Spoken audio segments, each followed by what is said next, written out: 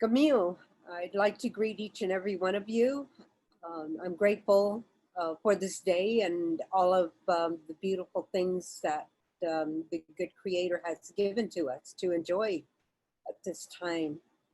And introducing myself, my name is Mona Polacca. My Indian name is Hanpa, which is the White Eagle Woman. Uh, a name given to me by my mother, um, who is from this beautiful place that you see in my background, the waterfalls there. This is called Havasupai land. This is the home of my mother, the Havasua Pach. The Havasupai is the people of the blue-green water. And that's where my mother is from. And so she gave me that name. I'm also from the water, she told me. I'm from the water clan.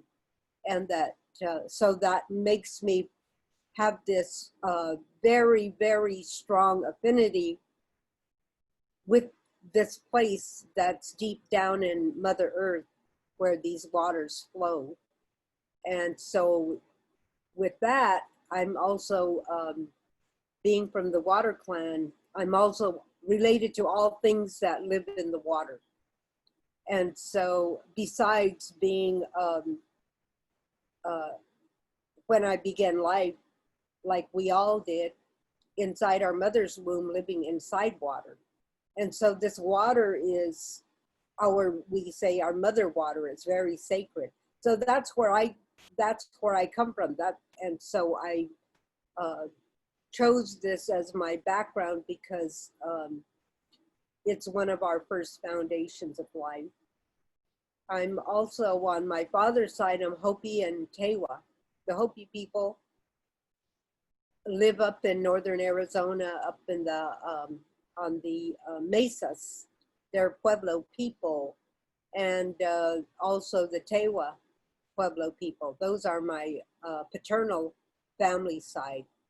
My grandmother is Hopi, my grandfather was Tewa, and they live in, come from what's called First Mesa in the villages of Hopi land, also known as Polacca, Arizona.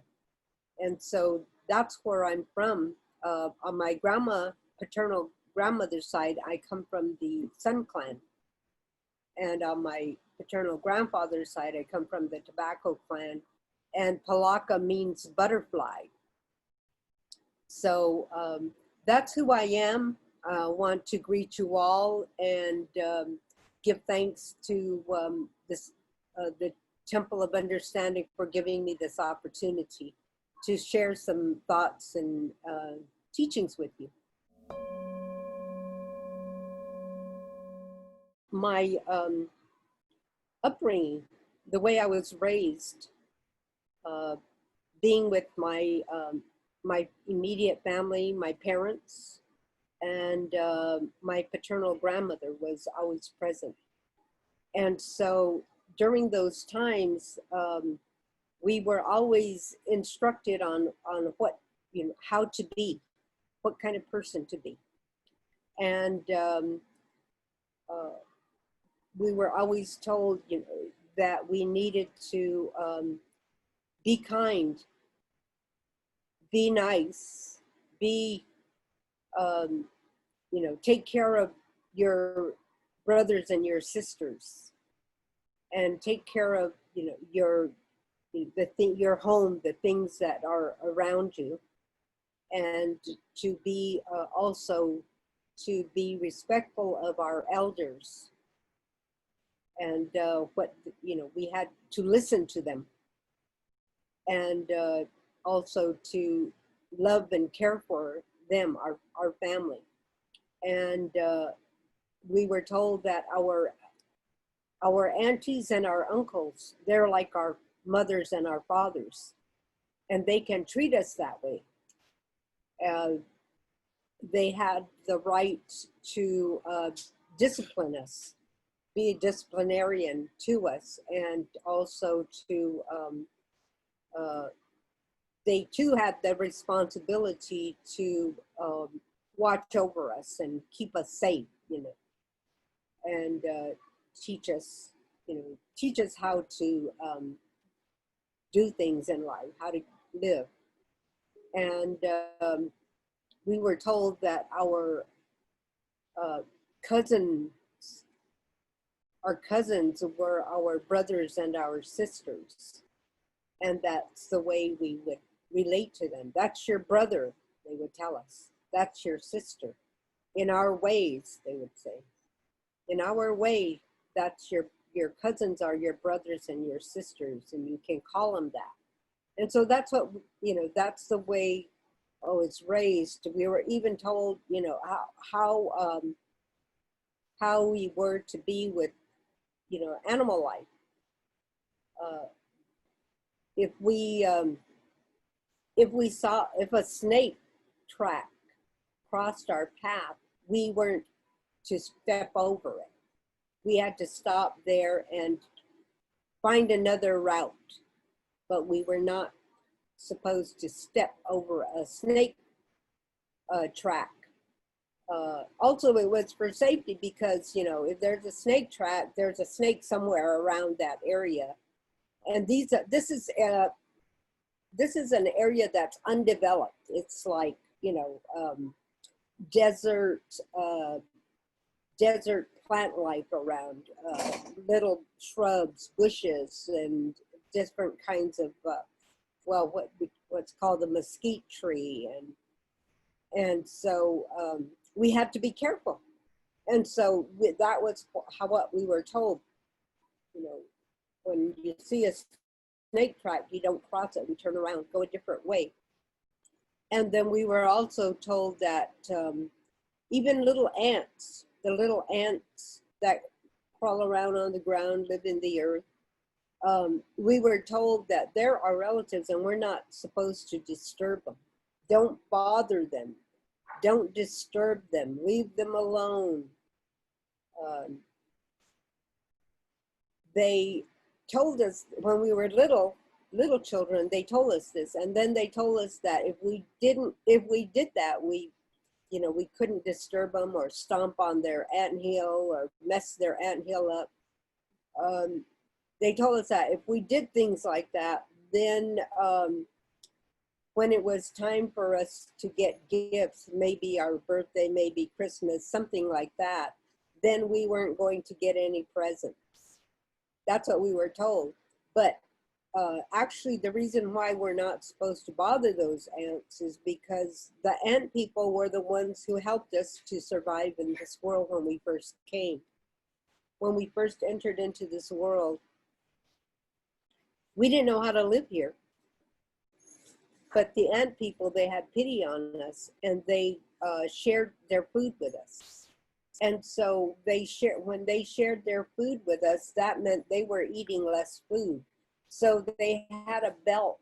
And so every day when they shared their food with us, they tightened the belt. And that's why they have a little tiny waist, because they were tightening their belt, sharing their food with us. And so out of love and respect for them, for caring for us and sharing their food with us, we are not allowed to disturb them. We need to be kind to them and let them live just like what they did for us. And so those are what I'm sharing with you those are the ways and the principles that were passed on, that were shared with me and my brothers and sisters as we were growing up, to how to be a good, they would say, be a good Hopi. And they say Hopi are all people. Be a good person, good human being. And in our, among indigenous people, we all have that in our names, the people. Havasupai, people, the people of the blue-green water. Hopi, the people of peace. So these are some of the, I guess, the foundation of of how I grew up and how I understand my place in this world. That it's, you know, not all about just me, you know. And I was also told by my mother when I became a young woman, um, as part of the rites of passage for me, she told me, she said, "You're not in this world for nothing.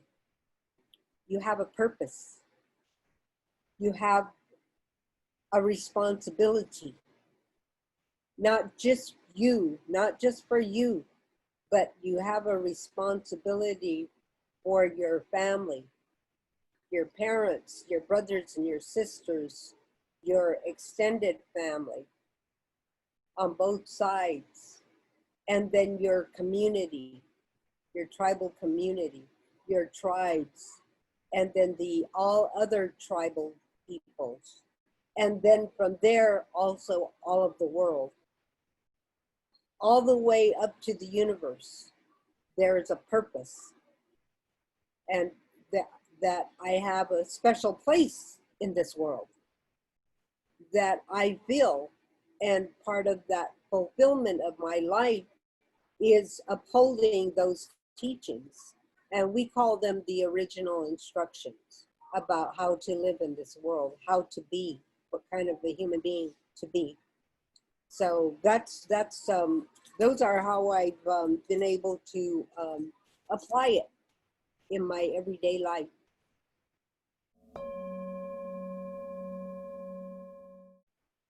There was a time when we, as human beings, we lived in another world. This is according to the teachings of the Hopi, as well as all indigenous people that I've had contact with or have heard. We have what's called the origin story. And that time when we emerged and came into this world. And from what I was told about the place we came from was that there was a time when we lived in another world, and we had everything. But what we did was we didn't take care of it.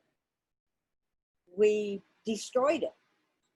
We didn't take care of the basic things that we need in order to survive. And so we destroyed it and destroyed what we had there. There was no more food. There was no more water. The air was bad. I mean, there was just no way to live anymore in that world. And so there were 4 brothers that came up. They came up, they found a path and came into this world. And when they arrived here, they found this beautiful, beautiful place. And there was no one around. And so, but then they heard something. They heard a presence of someone. And so they went to see where it was, because they could hear it make this presence making noise. And so when they went, it was the Creator. And the Creator said, "What are you doing here?" And they said, "We need a place to live. Can we live here?" And the Creator said, "I gave you a place. I gave you a home. Why can't you live there?" And they told him that we can't live there because we destroyed it. There's nothing there for us to live on. He said, "No, I can't let you live here because you'll probably do the same thing here." And they said, they were begging and crying that they needed a place to live, and begged and promised the Creator that they would take care of the new home if he would let them live there, bring their families.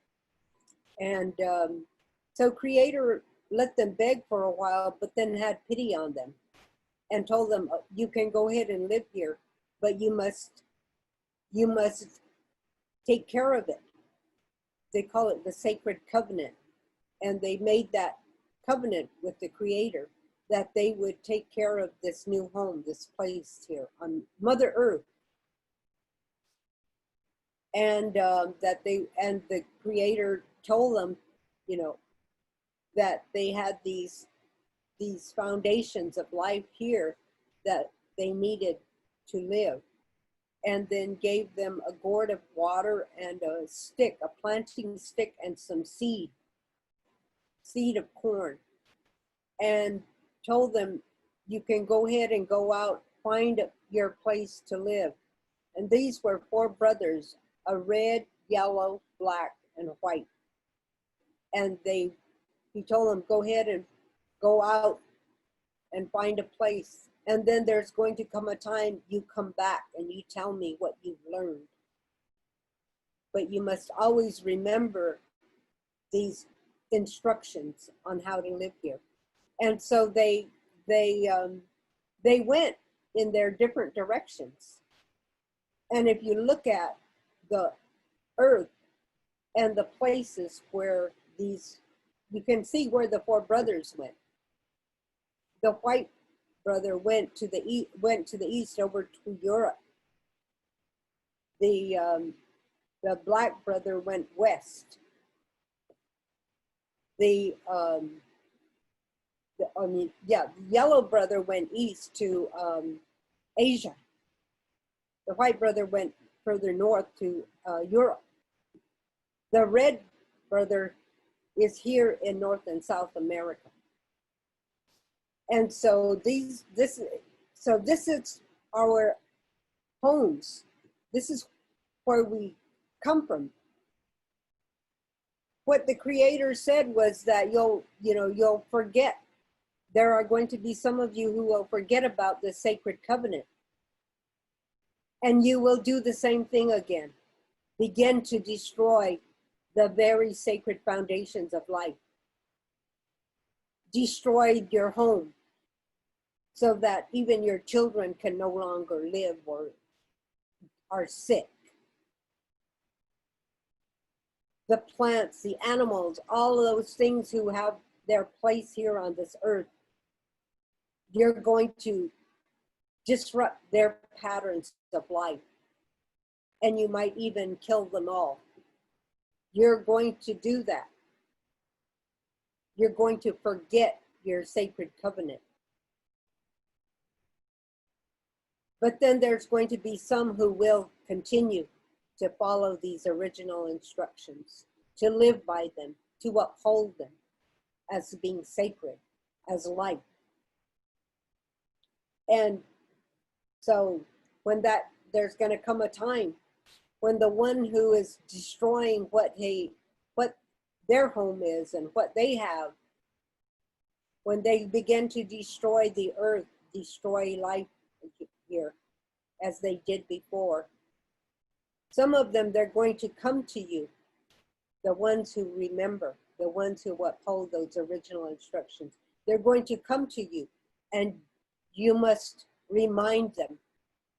Remind them about that sacred covenant and the original instructions about how to live here. You must do that. That's what your responsibility is. And so here we are today. Everything that's occurring, we were told was going to happen. We're seeing it. The first time I heard this, I was around 14 years old, and a Hopi elder told me about it. He didn't just tell me, it was a gathering, and there were many people, but I was there and heard it. And when I heard that, it was like a seed was planted in me. And he said, look around you. It's already happening. This was like maybe in the late 60s, early 70s.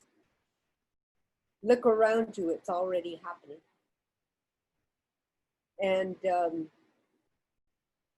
And so, it was really, by that time, we were hearing about acid rain. By that time, we were hearing about some of the fish in the rivers, lakes, and streams that were mutating. They had 3 eyes, or they were not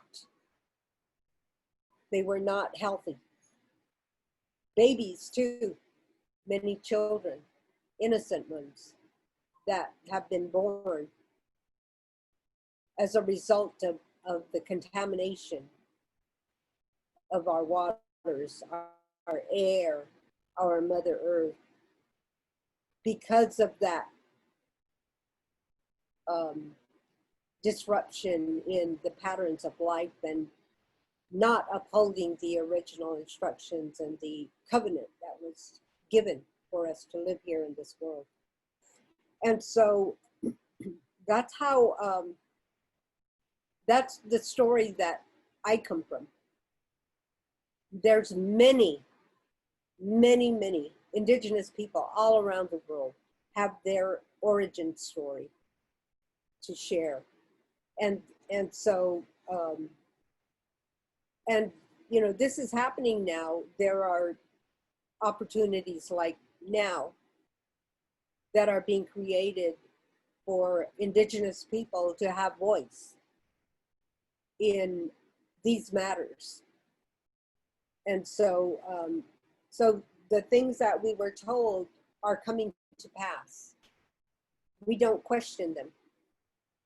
We just say, yes, this is what we were told.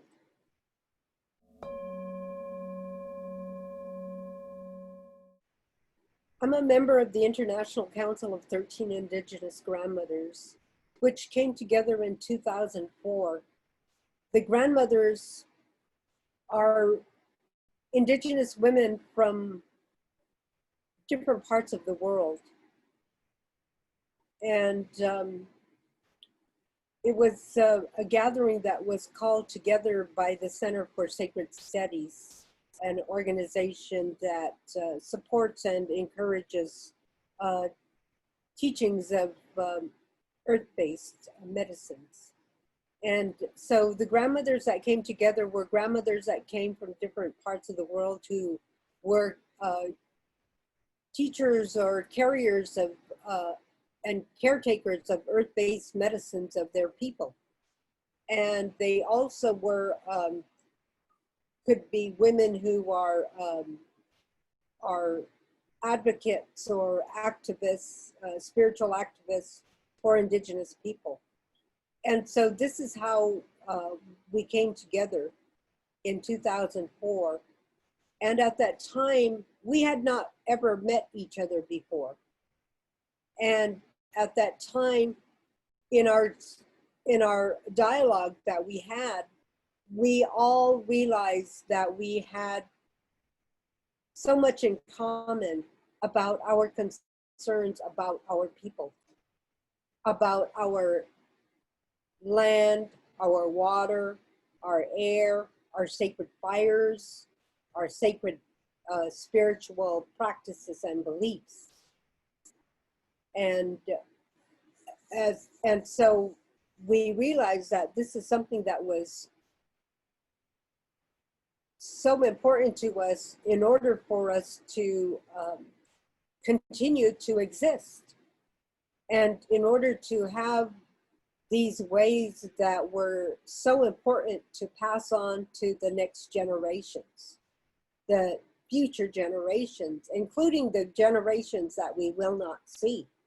These were our instructions that we were upholding. And that also that as grandmothers and as women, we are the life givers. We are the ones who bear life. We hold, we carry a child within our womb and then deliver it into this world. And that's a sacred responsibility. We needed to assure that our women also were being taught and strengthened in those foundations of what the sacred responsibility of womanhood is. And also that being a grandmother is also a sacred responsibility to, to care for, as well as to teach the ways of being, and also to have how to have good relationships with others, not just human beings, but all of life on Mother Earth. And so this is what we came together and realized this. And at that time, there was no intention to form a council. Nobody even thought of it. But as we sat together and we talked about these concerns, one of the big concerns we had was our earth-based medicines, because what's been happening is the pharmaceutical companies have been going into indigenous lands and seeing and learning what kind of medicines and plants that they use for various kinds of ailments. And in particular, medicines like the ayahuasca, the iboga in Africa, ayahuasca down in South America, iboga in Africa, peyote here in North and Central America, as well as some of the other herbs, including marijuana, San Pedro, these different medicines. What the pharmaceutical companies did was they were going into these various indigenous areas and learning about these plants. And then what they would do is they would take them and they would, in many cases, patent them, which then took away the rights of the indigenous people to have their plant medicine or to use it. And the pharmaceutical companies took control over those medicines. Not only that, they also then identified what they thought were the active ingredients in these plants that, made them effective as medicine for various conditions. And so then they started creating synthetic iboga. It's called ibogaine. So they started creating these synthetic pharmaceutical products. And so the grandmothers were concerned about that, because many of us as indigenous people, we don't have access to specialty health care. Our specialty health care comes from the forest, from the desert plants, from the earth, We have that relationship with those medicines, that plant, or even the soil, the earth there. All these things that we have a relationship with it. And a key part of using these medicines has to do with our faith in it, our spirituality, the spirituality of that medicine, the spirit of the medicine. And that there's a certain time, there's a certain season, there's a certain time of the day, there's a certain song, there's a certain prayer, there's a certain dance, there's certain offerings you make. All those things are what go with that medicine. And so even the soil, the earth that it grows in, many people now are taking these medicines and they're taking them root and all and taking them back to their homes or wherever they live and planting them. And they also do other things with it that's not, kind. I mean, like splicing them with some other kind of medicine to supposedly make it more potent. Things like that. That's abuse of these medicines. And they do it without all of the considerations and the respect that is due to these medicines, to be medicine, to be sacred, to help us, and to continue to exist. That today it's, you know, we have situations where plant medicines are being over harvested. And so it's just, this was our concern, the grandmothers. So we went to the, it's called COP, I think it was a COP, I can't remember what number it was, COP 10 or, anyway, it was in Japan. We went there, and it's a conference on biodiversity of the earth. And one of the debates they were having had to do with between the indigenous people, the pharmaceutical companies, as well as the countries. And so we were having a debate about about the rights of the indigenous people to have free, prior, and informed consent to that these pharmaceutical companies never consulted or got permission from these indigenous people from where they're taking these medicines from. They just go out and blatantly harvest, plus patenting it so that it took away the rights of the indigenous people to have access and to use it. And so the indigenous people were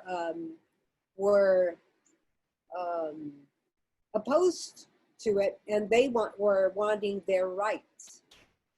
Well, of course, there were two sides. The side of the countries and some of the pharmaceutical companies that were willing to work with the indigenous people and establish that. On the other hand, there were these countries that were totally against it. And so the grandmothers were there in Japan, and we went and we did ceremonies there and prayers. And we also held a big press conference. And the Japanese governmental leader overseeing the COP 20 was the one of the ministers of the Japanese government. And in that conference, when he spoke, he made the commitment to us that they weren't going to leave that conference without making an agreement. And so there were days that they practically stayed up all night debating and negotiating. And finally they finally came to an agreement, and it was at that time that they agreed that indigenous people had the right to free and prior informed consent in regard to their biodiversity on their lands. And so that's part of the work the grandmothers did, as well as sending letters to one of our grandmothers, or two of our grandmothers, the Lakota grandmothers on their lands up in South Dakota. There was core drilling that was being proposed in their area near the Cheyenne River, and it was for uranium. And so the grandmothers the Lakota grandmothers brought that to us and asked for our support. And so we then started supporting and writing, talking about it, creating awareness, and brought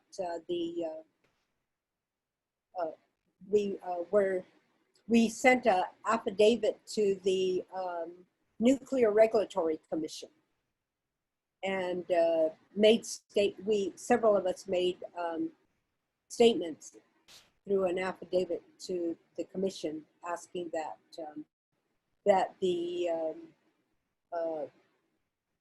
core drilling or uranium mining not be approved. We sent letters to the mining company, which is a Canadian-based company, and so we also asked the government, we said that this is a foreign country that is coming into our lands and creating danger and harm to the health and welfare of the people, our homelands. This is a homeland security issue. Why not treat it as such? Well, of course they didn't, but we raised that question to them.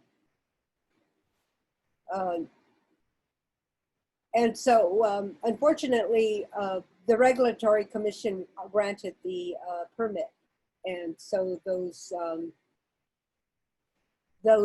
actions went ahead, doing the core drilling. And so for the uranium. So those are some of the actions that we've taken to, in regard to us taking a stand to protect and uphold, you know, the responsibility to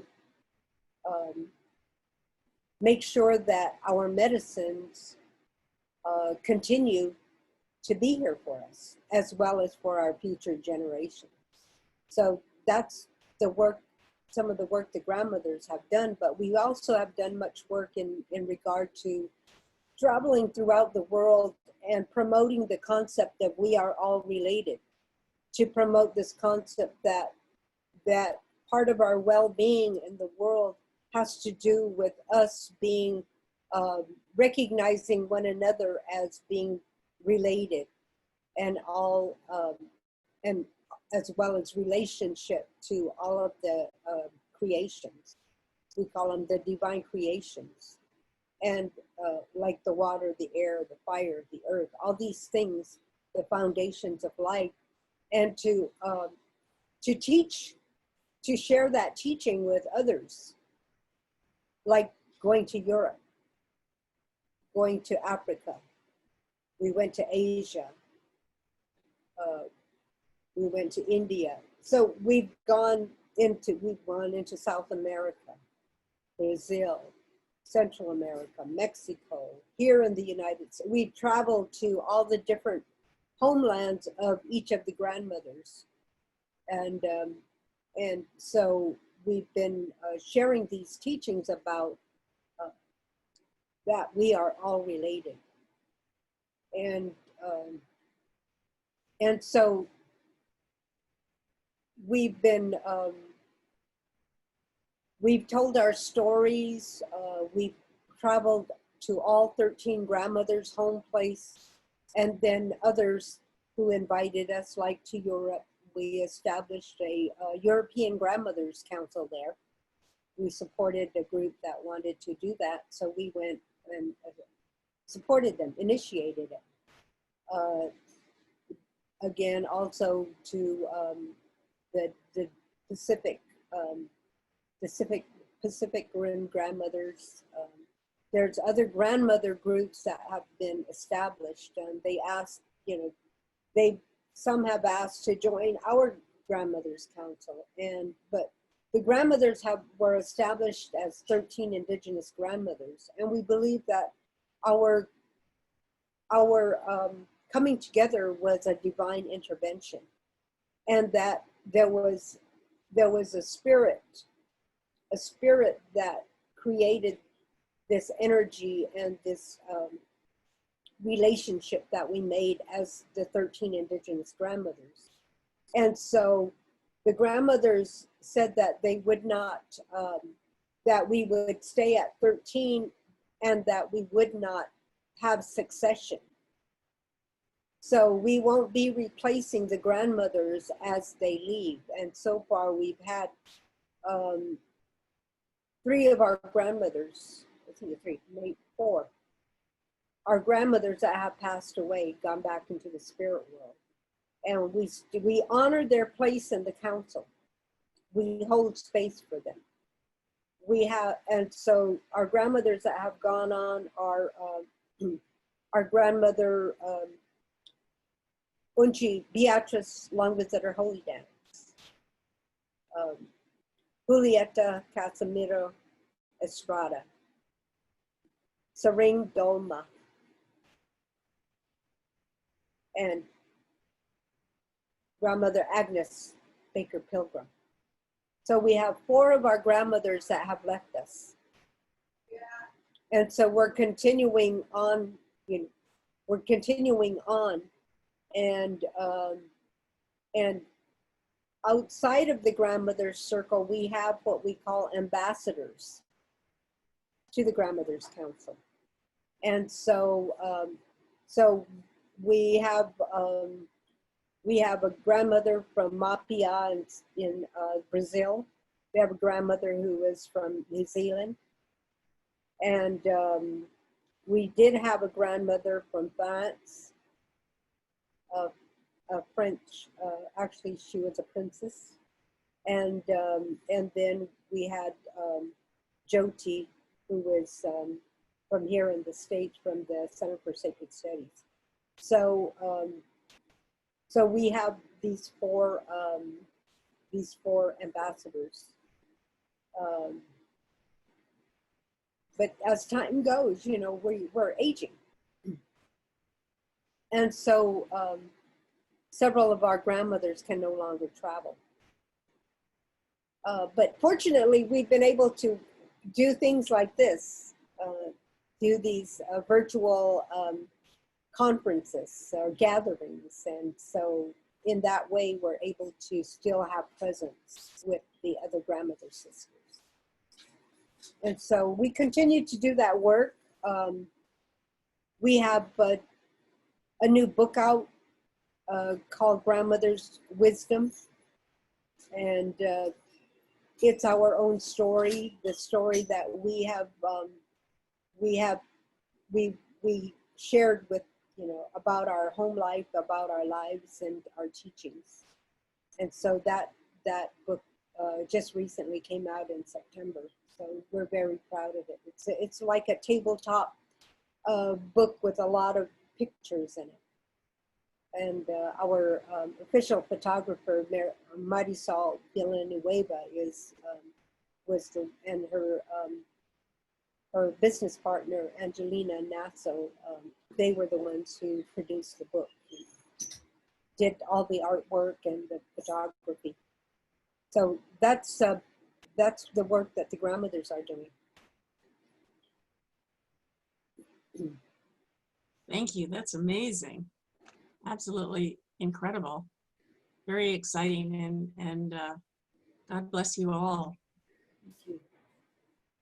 We wanted to ask you one more question, and this is a question that everybody is going to be asking you, I'm sure. But I'm just wondering if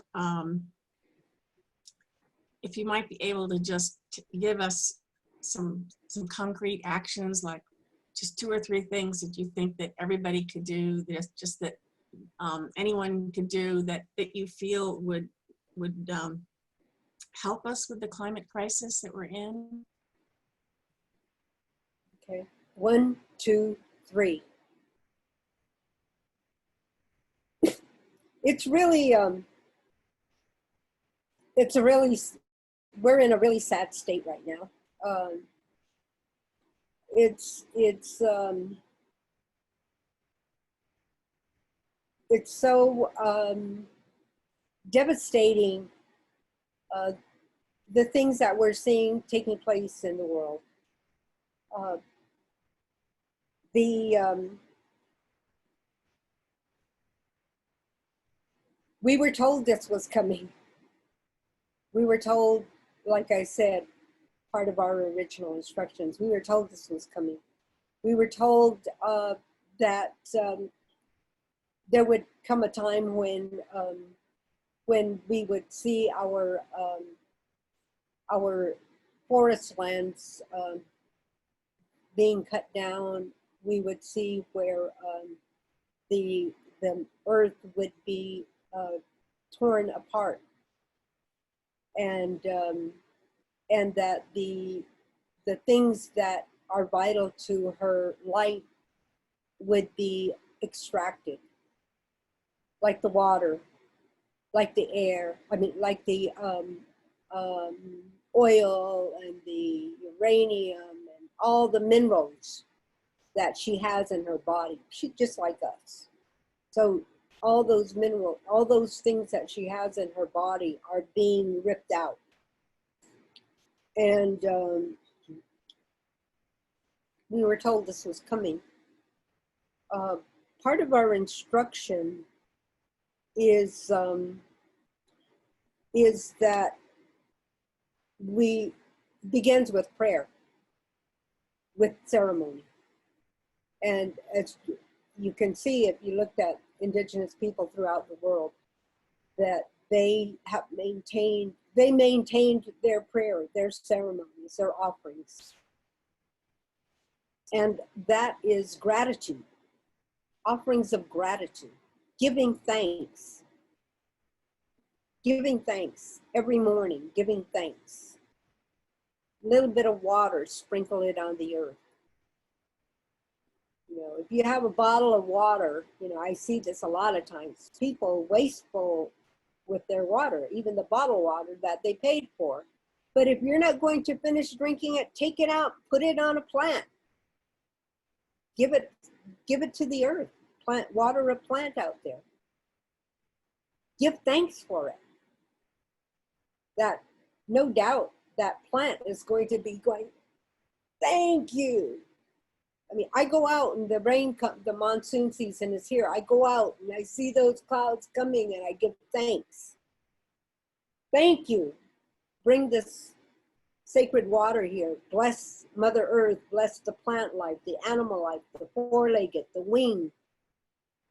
Us with this water. Because we are so pitiful. We don't have the means to bring water to ourselves. And so we say, give thanks. Give thanks for the food. Give thanks for the air you breathe. Give thanks for the day. Give thanks for this path you walk on Mother Earth. Gratitude. Have that attitude of gratitude. Start there. When you start there, you start looking at the life with that gratitude and how much it means to you. How much it means to you to be alive.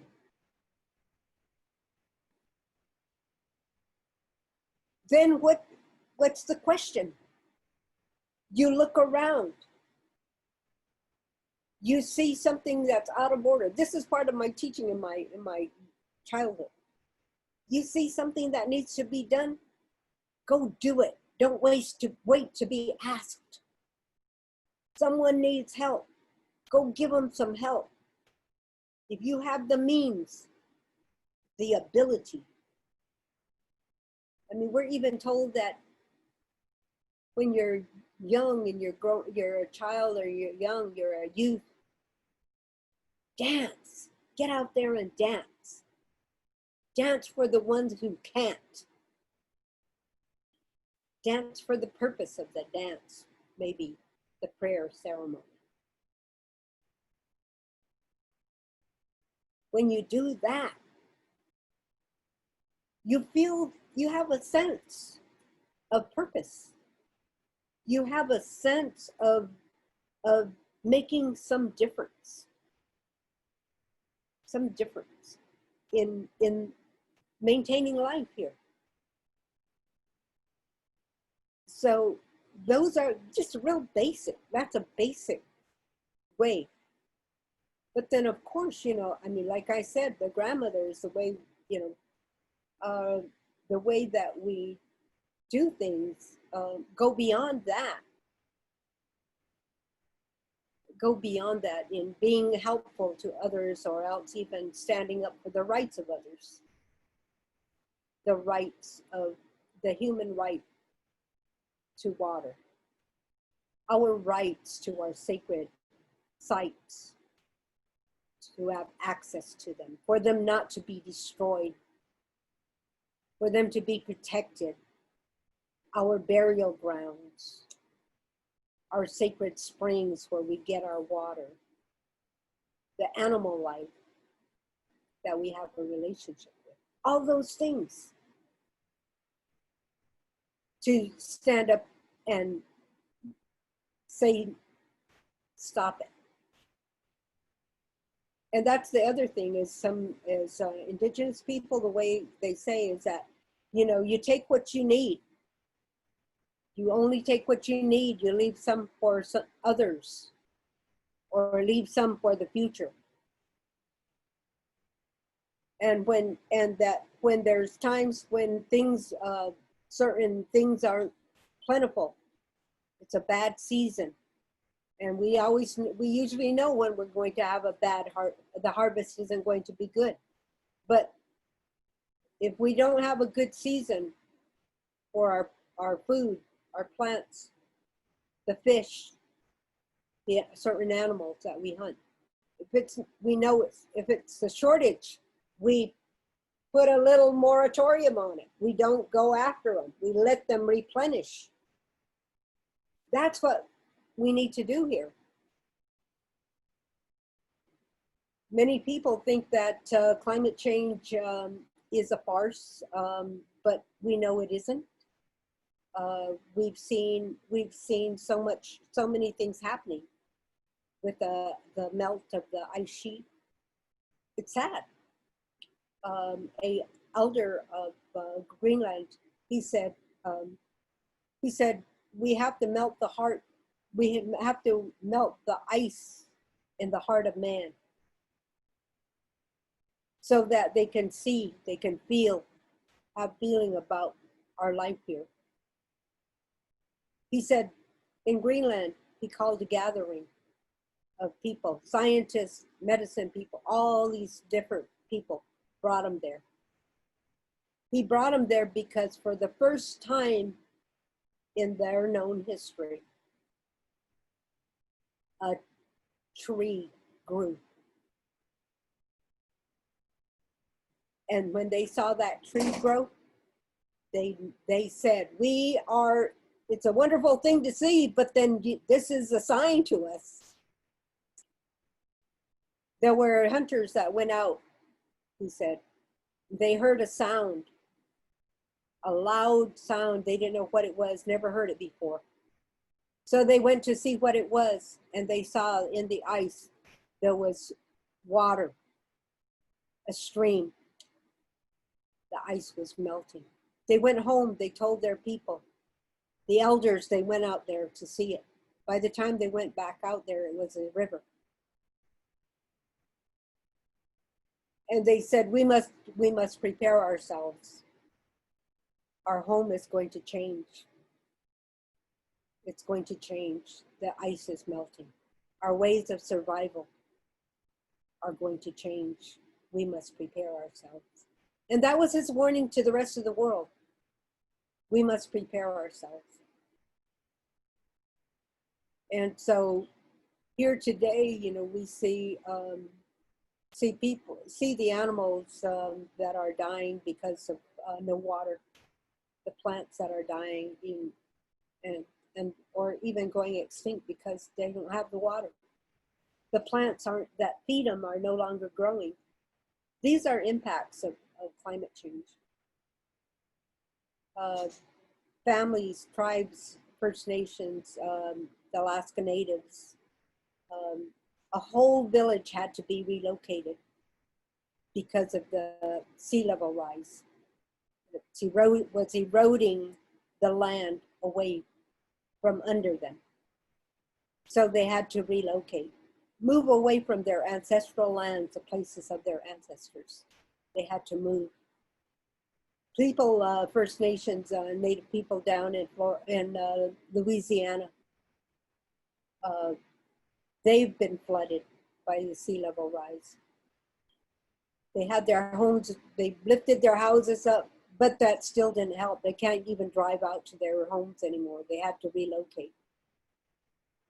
So these are some of the things that are being impacted among our people, indigenous people. And the people of Colombia, the elder brothers, the Kogi, they said that you know, that we must pay attention, we must make a change, we must be aware that it's not just the people who continue to live and practice their original instruction, but it's everyone. We're all in this, and we must all address it together. And I just want to also acknowledge all of the youth who have been taking active stands and taking action and speaking out and informing and educating. I want to acknowledge them, as well as all of our elders and all of our ancestors that made a way for us and taught us how to survive in this world. And we're doing our best to uphold it and continue on. So those are the things I wanted to share. Thank you.